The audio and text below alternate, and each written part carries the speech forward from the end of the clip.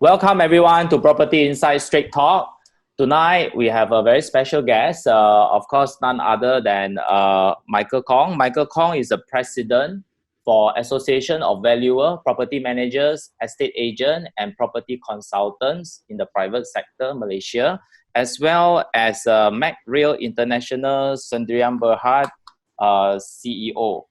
Besides that, we also have Siva Shanker, the past president for MIEA, Malaysia Institute of Estate Agent, as well as the CEO for Real Estate Agency for Rahim & Co. International. Welcome to the show, gentlemen. Thank you. Hello, everybody. Hi. Thank you. Maybe I just start the discussion tonight. Okay, as what we all know, and also from the report by IMF, we are heading for recession. And how will this economic landscape change in months to come? And also, this time around, how will it be different from the other recession like 2008 credit crisis and Asian financial crisis, etc.? Maybe to start, Mike, do you mind to share? Okay. Thank you, Dato, for the invitation to speak in this Property Insight live video. Okay, as you mentioned, quite recently, IMF has declared this a global recession. And they also mentioned that this is very different from all the past recessions that we have, all the financial crises that we had, which is quite short term. They went to the extent to say that this may be similar to the Great Depression in 1929. Yes. So if that is the case, this is quite a serious matter because the Great Depression back in 1929 took almost 10 years for the full recovery. Yes. So this is the situation that we have. Of course, we do not hope that this will be a reality. True. Yeah, Siva, what do you think? I agree. I agree with Mike that this is slightly different. This is something that technically no one who's alive today has seen a situation like this. And unfortunately for Malaysia, this is a confluence of a black swan incident, right? And unfortunately for Malaysia, there's confluence of three black swan incidents all at the same time. The first one was the coronavirus, which is out of everybody's control. No one can control it. Just it is what it is. The second one is the crash of the Oil and gas sector. Yes. And the third black swan is the political scenario which we are in now, yes. Which very conveniently everybody in the last 2 weeks has sort of forgotten and put on the back burner because the COVID has taken precedence over everything else. But mark my words, it's there, still there. Yes. So it's a confluence of three black swan incidents, each one in itself unimaginable and impossible to have forecasted just a few months ago. Just a few months ago, all three incidents were, no one would have forecasted it happening. Yeah. But it did happen, and it all came at the same time. And we are in the middle of a perfect storm. Yeah. Yes. Siva, the other thing is how will it impact our property market? I'm sure this domino effect will come into place very soon. Right now, we see our share markets also, has been dropping the indexes. And in terms of property market, what will be the outlook for it in the short term and also mid term? I think it's not just the property market. I think every single market is going to be affected, from the man selling goreng pisang in the corner, in the street corner, to the company that is manufacturing some high-tech equipment. I think the only industry that is going to benefit from this is probably the medical industry. Yeah. They're going to benefit from this black swan incident. Everybody else is going to pay the price. The property market itself, we've been in the doldrums since 2012, 12, 13, 14, 15, 16, 17. We only saw the market improving a little bit 2018, 2019. Yes. And we were all very hopeful that in 2020 we would see a better market. But unfortunately, the situation now is that's not going to happen. So whatever little hopes we have had of the market improving is gone. I don't think we are even going to be in a flat market. I think we're definitely looking at a market that is going to slope downwards. How bad that downward slide is going to be, that's the question that remains to be answered. And my opinion is that no analyst, no property practitioner will be able to actually predict what the market's going to look like in 3 to 6 months. All I can say is winter is coming. Yeah. If you watch the Game of Thrones, Very bleak, huh, Siva? and It will be a low season now. Yes, we are looking at a situation where things will be difficult. It'll be difficult before it gets better. But, it's not the end of the world. Like I said, everything is a cycle. This is not the end of the world. Life must go on. And I think if we all bite the bullet, if we all put systems and processes in place now, I think we can start seeing the market show a slight bit of improvement in 2021. Maybe we can hope for, the best we can hope for is that there's not too much of bloodbath in the market, and the fallout can be contained. Yeah. Maybe you guys can share with us, because I'm pretty sure we all been through this 97, 98 Asian financial crisis. During that time, maybe you can help us to describe a little bit what are the situation back then, and what can we learn from that recession? Okay, I think the difference, the very stark difference between the previous so-called recession or the crisis is, you see, economic cycle, there's booms, there's busts, it goes up and down, right? But the property cycle is still the same, it goes up and down, but it always they are having different cycles. The economic cycles goes first, it goes down, okay, and then it goes up. But the property market is always like maybe 1 year or 1.5 years behind because there's a lag. And property is not liquid, so it's not easy to react so fast. So there's always the two cycles is not in line. But this round, both the economic cycle as well as the property cycle converge in the bust. So it's the two lines joined together and went down together. So that is the difference. Previously, there's two different lines. Now the bust goes, the economic bust and the property cycle bust happen together. So the impact is double. Because it happened very quickly. Yes. It was a sudden confluence. It happened very quickly. That's why the two lines joined. Yes. So that's what I can say, from the previous and now. This is the difference, and the impact is huge and far-reaching. So, just to add on a little bit to what Mike has said, one of the things that we all know that happened in the 97 crash was there were a lot of NPLs, right? A lot of property owners couldn't pay the banks, and there was a huge amount of NPLs, and these NPLs had to be bundled out and taken away, so that the banks will remain liquid. The Dana Harta, all of us who practiced for a long time remember the Dana Harta days. The Dana Harta, the Dana Jamin, the Dana Modal, these are the things, these are the instruments that was created by the government to take NPLs away from the banking system, so the banking system doesn't collapse. And that sort of saved Malaysia. And I think one of the things that happened now, which is also a saving grace, is that 6-month moratorium that has been given to the average up to now, even though the market has been depressed for a few years, the number of NPLs did not increase. And I think that was probably because, I know there has been no study, but if someone did a study, I think you would find that the majority of borrowers of housing loans are single loan borrowers, which means a vast majority bought only one property. And so whether they can afford to pay, cannot afford to pay, whether they can sell, cannot sell, they will somehow struggle and pay. The trouble happens when you have multiple loans and then you cannot manage it. True. So that saved the banking system up to now. With this COVID thing, with this lockdown, where the economy is virtually grounded to a standstill, and we have to start all over again.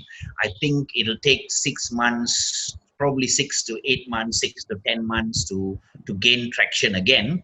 And the moratorium of 6 months will probably save a lot of people. I think it's a good move, a smart move in the right direction. Yeah, I agree. How Confidence need to return to the market before actual buying or the market activity returns to normal because I think critical to all this is the confidence level. Now confidence, consumer confidence is at an all-time low. Yes. Due to COVID. But gentlemen, when do you see we can actually witness the real adjustment of property prices? Because right now, due to this moratorium, I think a lot of things is still hidden under. So is it safe to say after this 6 months moratorium, we will see more reflective of the real value for property market? Yeah, I think. Sorry. Yeah, sorry. Go ahead. Go ahead. Yeah. Mike, I you think go ahead first. what you said is quite right. Because the moratorium, as what Siva has pointed out, is like a lifeline. So a lot of people don't have to bother about this first. For the 6 months, I don't have to pay my installment. I have a breathing space But after that, that's where the reality, comes back. Okay. So we will see after that whether the true picture or the true reality on the ground, what's going to happen. So what I think, what I would think is this: if you are a savvy investor, if you are a clever investor, you must realize when the chips are down. You must be able to read the market right, and use this 6-month moratorium. Yes. To sell properties that you don't need at realistic prices, and get rid of it quickly from your financial stable, so that when the 6-month moratorium is over. Now, one of two things can happen. Yes. One, you use the 6-month moratorium to quickly ramp up your business back again to the level that it was previous to this COVID thing. And if you get there, then it's fine. You all these years also you can afford to pay. So once you get your business up, you will continue to pay. Or if you worry that you cannot get your business up in time, quickly use this 6 months as the lifeline that it's supposed to be. Price your property right, sell it, so that you pay down your loan. And then when the 6-month moratorium is finished, hopefully you don't have so much repayments to make every month. I see. Try and be realistic, get rid of some. Everything is a cycle, you can't be up all the time. So sometimes you need to face up to reality, take a beating now so that you can recover later. Gentlemen, what do you all think? If this, of course, there are two main scenarios. If MCO is open up or lifted as planned on the 14th of April, what will be the environment like for consumer, for business, for property practitioner? And the other scenario, of course, will be if MCO is extended, it could be for another half a month, 1 month, or 2 months. What will be the implication like to the market, to your business, as well as to our property market as a whole? Siva, would you want to take on this question first? Yeah, okay, I will. This is a very scary question. We've been in lockdown mode for 3 weeks already. Yeah. And most businesses, whether they want to admit it or not, has somehow ground to a halt already. Some businesses may already have failed. Those without deeper pockets, or those who rely on everyday cash flow, your business may already have failed. Some businesses are struggling, will struggle when the door opens again in a couple of weeks. I'm really not sure that Malaysia is able to weather the storm if the MCO is extended even more. I think one more week. I think up to the 14th of April. I think is enough.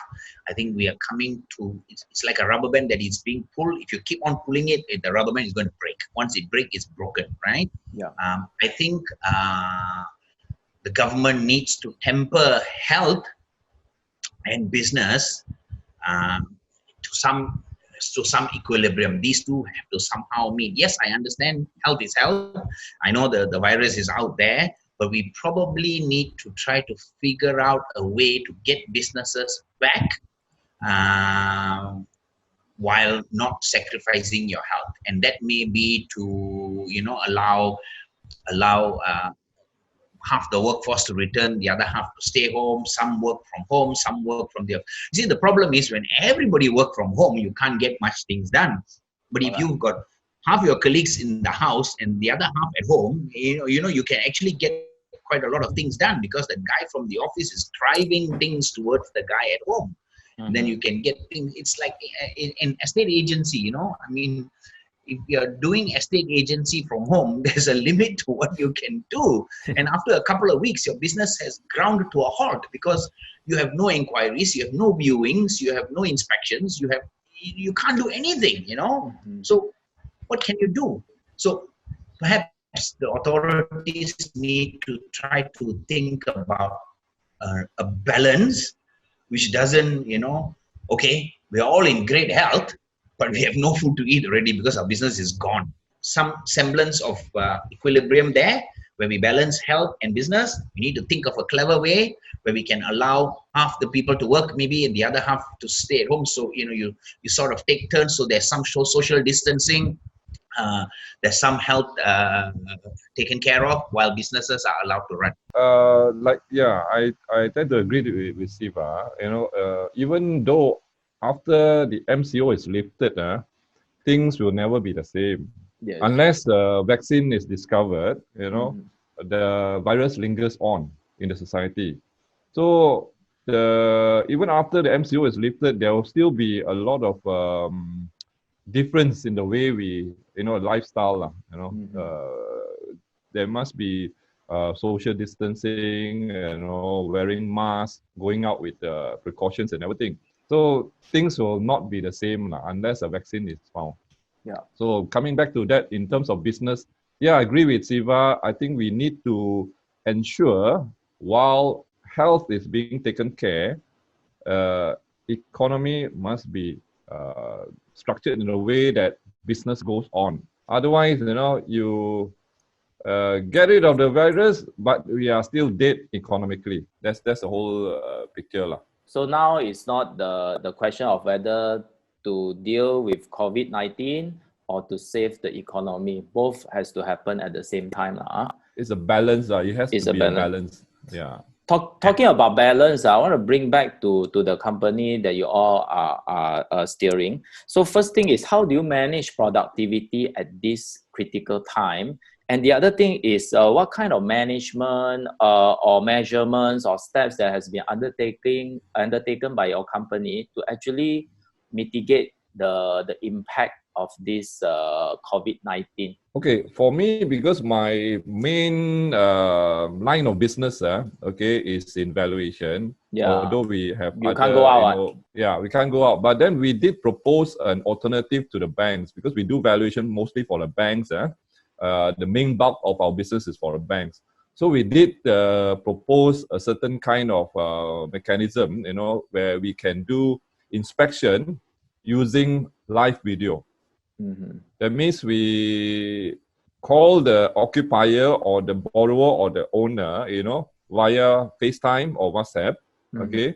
And then the person will lead us through going through a live walkthrough of the premises, okay? That will kind of mitigate the requirement of an inspection. But of course, all this has to be qualified, and all parties must agree to this arrangement. Okay. So this is something that we are proposing to the banks in order to allow us to actually carry on. My particular business, of course, Rhyme and Company itself is like Mike as well. We have a big valuation presence. And I think they are trying to do that, being guided by PEPs. But on my side, for the estate agency side of things, I think, real estate agency is very much a people business. And when there are no people around, there is a limit to what the business can do. But there are ways to mitigate this. We are lucky. We have a couple of projects going on now, which which has been deferred because of the MCO. So we've used this time to get all the paperwork, all the background work done, all the agreements, the contracts, the documents done during the lockdown period. So we've been quite successful in doing the background work. So what we're doing now is we're doing everything now to get ready for when life resumes in a couple of weeks' time. But more importantly, one of the things that I realized I have done in the last 2-3 weeks is I have actually connected with clients who I haven't seen or spoken to for years. Because you're busy every day. You're just running around fighting one fire after the other. True. Now things have slowed down. So you go through your contacts list, you go through your phones, and then you ring people who you haven't spoken to in years, and you have a chat with them, and they're also free, so they have plenty of time to chat with you. Correct. So you reconnect again, and then you build relationships now, or you renew relationships now, and you get ready for when it opens to jump straight back in. Of course, our PM just announced stimulus package number 4, which is a Prihatin Perusahaan Kecil and Sederhana, which is mainly to cater for the needs of SME. Some of the highlights, of course, will be on the wage subsidy and up to 1,200 per workers for any company that has 75 employees and below, and also 25% discount on foreign workers permit. How is this measurement helping you all, or this announcement helping you all? The other thing, of course, the topics that we must discuss on will be the rental waivers. Government is encourage all the private landlords to follow suits with tax deduction for rental waive during April until June 2020. But with one condition, the rental waiver must be 30% and above in terms of the discounts. So how is it going to impact the overall market in terms of rental market? Okay, I think that is a good initiative. Even without this so-called government push, a lot of tenants are going to ask for reduction, But now it makes it easier for the landlord to kind of renegotiate the rental, because at least there's a tax deduction there, Because whether or not it's genuine, a lot of tenants, will capitalize on this scenario, yes, and ask for a reduction, whether they are in trouble or not in trouble. Correct. So I find that is a good initiative by the government. At least the landlord, after they have given the reduction in rent, they get something back in terms of tax deduction. Okay. So, but in general terms, the stimulus package, I personally feel that it is not so forward-looking in a sense, because it's just giving out a lot of free money here and there. Okay. I would like the government to think forward. What happens after MCO? All right. What happens after MCO? We need to, because this COVID situation is a reshuffling of cards. All right. A lot of businesses will or may go out of business. Yeah. All right. So we need a lot of new entrepreneurs to come out, to start new business, to kickstart the economy. So I think we need to look towards that angle and hopefully create some kind of motivation, some kind of encouragement, some kind of incentive to push the new startups, in order to drive the economy forward. So I think that part is lacking. Maybe it will come later. I don't know. But I hope that the government will put in more effort, more thoughts into this. Now it's just giving out free money. I give 1,200 here, 800 here, 600 there. That is only basic sustenance, to allow these people to survive during this period. But after that, what's going to happen? we need more businesses to come in, new business, because the old business, those who cannot make it during this time, will be kind of like pushed out. Correct, you're right. What we've seen up to now is give you free money here, give you free money there. I think it's you give a man a fish and he eats for a day, teach a man to fish and he eats for a lifetime. So everybody is being given a fish, but nobody's being taught to fish. SMEs are the lifeline, the engine that drives the Malaysian economy. And if you don't do something to safeguard those SMEs, within a very short time of you giving 1,200 and 800 ringgit to a lot of people, you may not have any SMEs around to employ all these people. And then what you're going to see is mass hysteria on the streets. I agree with Mike. Rather than, I don't know why we are always very fond of giving money to people. I really don't understand why our every solution seems to be, okay, put your hand out, I give you some money, you go away. It just feeds you for just that 1 month. You use that money to buy rice just for that 1 month. Next month, how? And then the month after that, how? You need a job. So perhaps a lot of the money, a lot of the effort should have been put into not creating jobs, but into making sure those jobs are there in 6 months' time. So, okay, back to this. Okay, we know right now a lot of some, not to say a lot, some of the property investors or property owners, they would like to get rid of the properties that they have. But at this challenging time, with crisis looming, what is your suggestion for them to actually, what would be the best way for them to actually sell the properties that they have on hand? What is the best way now for property owners to sell their property now? Any quick tips or strategies that they can implement? I tell you, the single smartest thing that they can do is to price their property right. The market is going to be tough. It's going to get even tougher before it gets better. You have to price your property right. If you don't price it right, you are never going to be able to sell it. The market is going to be, nobody is stupid. Nobody's going to underestimate the current situation. Will there be buyers? Of course there'll be buyers. It's always a renewal, right? It's always a renewal. And there's no such thing as zero transactions in one whole year. Never. That will never happen. There may be lesser transactions, but there will still be transactions. So you need to ask yourself, how come 300,000 properties got sold, but my one property couldn't sell? It's probably because you priced it wrong. Now you need to price it a little bit ahead of the curve. You need to understand that the market's on a downswing, so you price it a little bit ahead of the curve so that you will find an investor.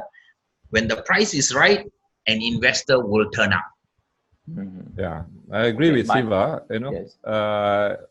Besides having an attractive price, okay, I think the other way that any so-called owners who wishes to dispose of their property, I think a sale and leaseback would be a good option, because in this market, people are looking for returns.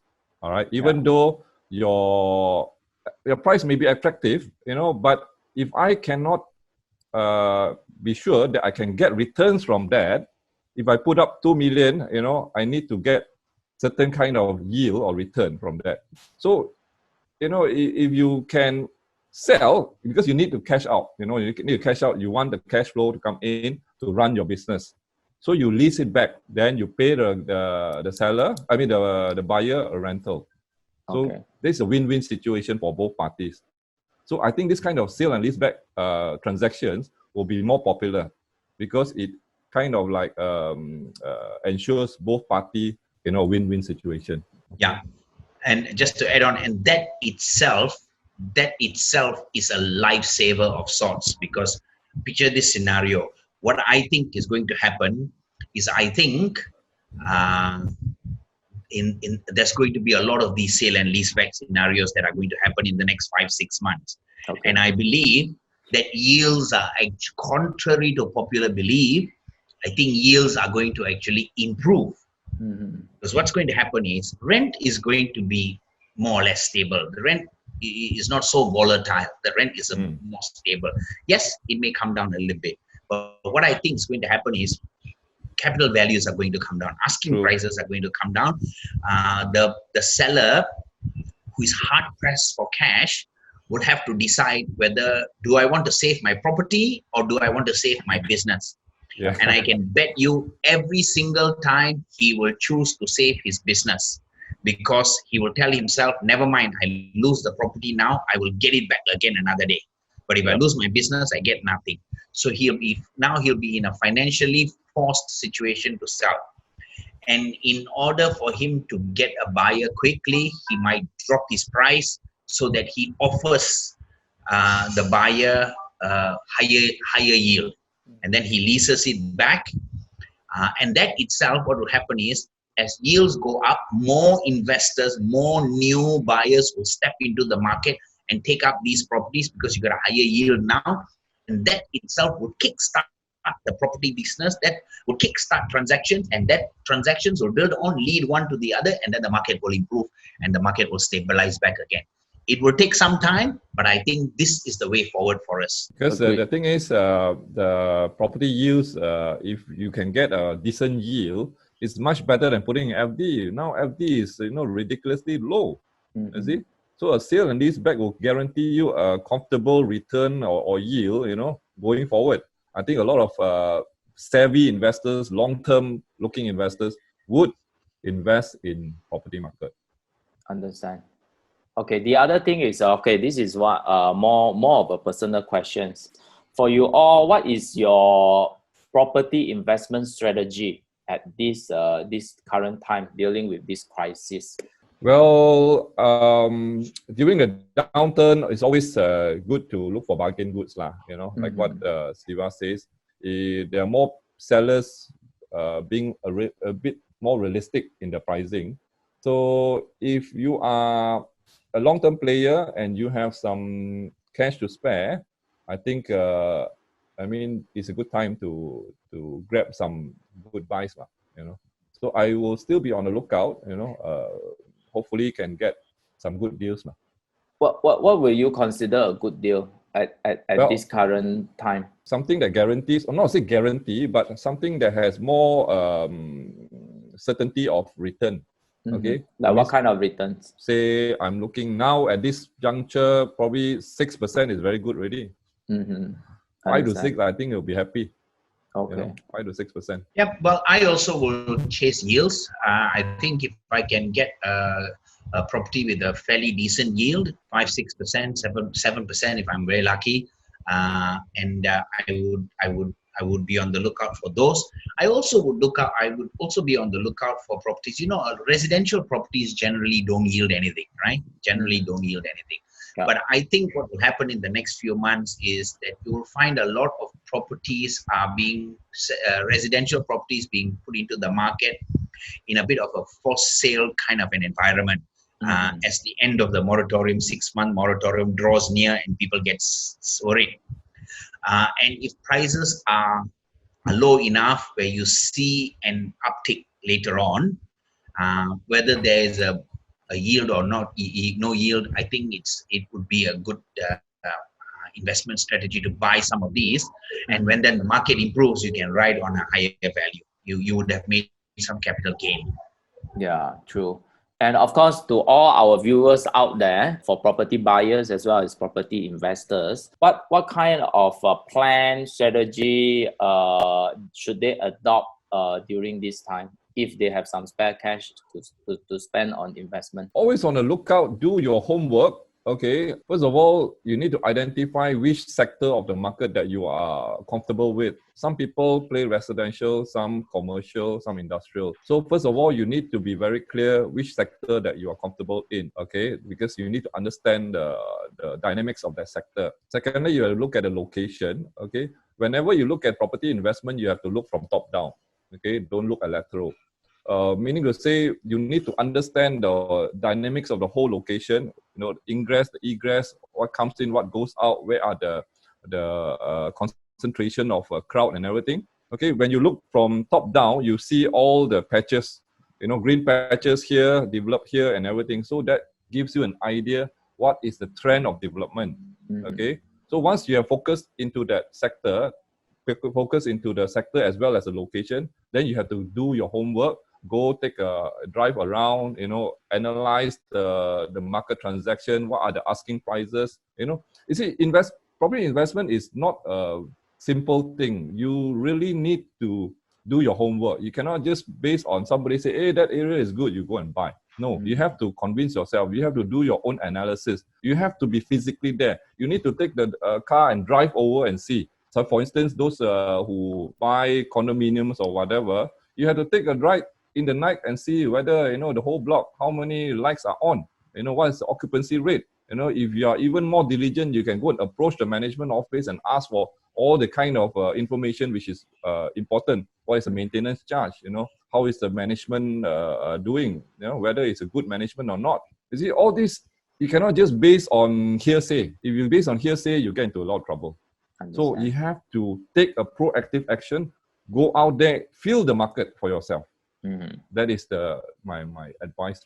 Well, I think what we as an investor, I think if you have cash now, you would be in a very good place already. You can make that money work very, very harder for you.